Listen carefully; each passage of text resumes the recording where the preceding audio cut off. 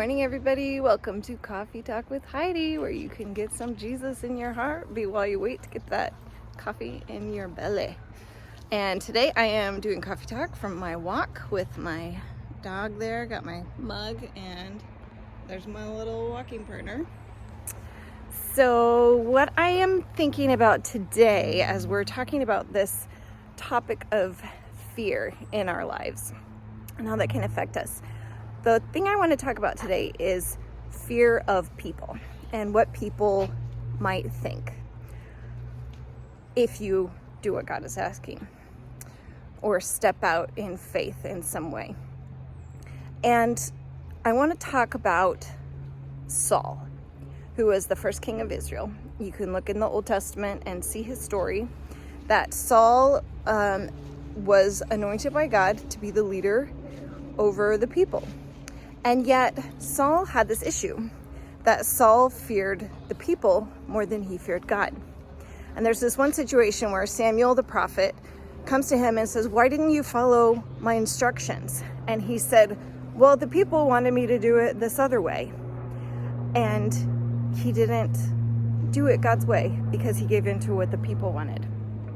I think this is something so easy for us to do. Just give in to what the people want instead of doing what we know is right.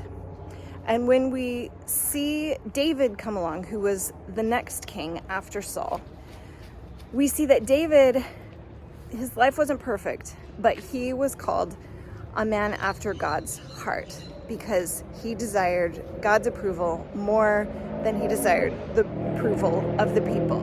And we see him on several occasions standing out and saying, "I don't care what you think. I am going to do this because this is how I worship God. This is how I live for God. And this is how I want to live my life." And sometimes when I'm afraid of what other people will think, I think about Saul and David and the difference between them.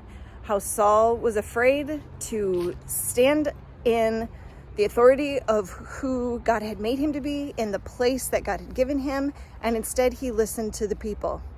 And yet David came along and he was able to worship God with abandon and think of what God wanted more than others. He feared God, but Saul feared people.